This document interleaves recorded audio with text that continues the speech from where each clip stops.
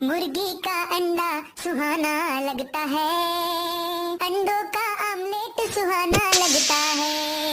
ससुरा बातार बेचे अंडा सके नरम भइल बा जवनिया के अंडा सके। ससुरा Music by Gaurav Roshan.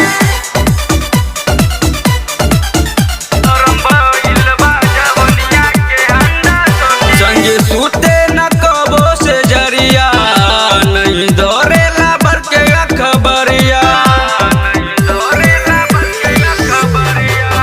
संगे सूते न कबो से जरिया नहीं धरेला बर के खबरिया।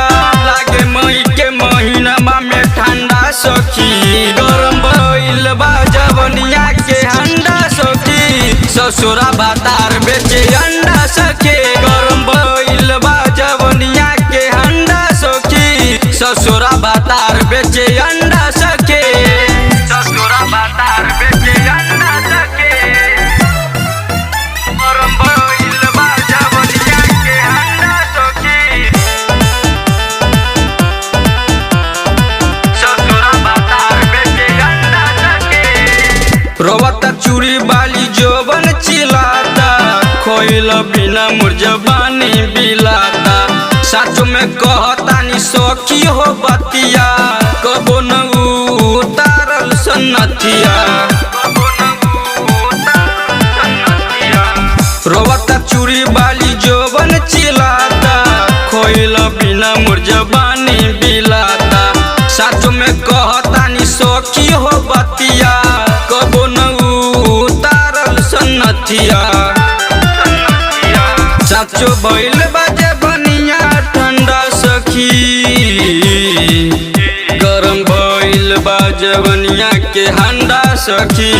गरम भइल बा जवनिया के हंडा सखी। ससुरा बातार बेचे अंडा सके गरम भइल बा जवनिया के हंडा सखी। ससुरा बातार बेचे अंडा सके। ससुरा बातार बेचे अंडा सके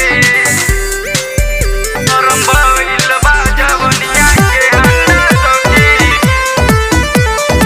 ससुरा Music by Gaurav Roshan.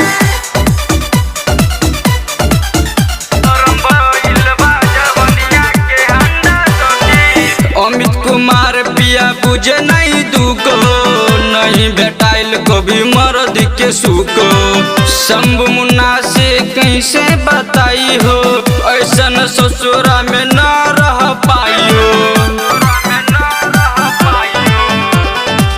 Amit Kumar पिया बुझे नहीं दुको, नहीं भेटाइल कभी मर्द के सुको। शंभु मुन्ना से कैसे बताई हो, ऐसन ससुरा में न रह पाइयो। गरम भइल बा जवनिया के हंडा सखी। ससुरा बातार बेचे अंडा सखी। गरम भइल बा जवनिया के हंडा सखी। ससुरा बातार बेचे अंडा सके गरम भइल बा जवनिया के हंडा सखी। ससुरा बातार बेचे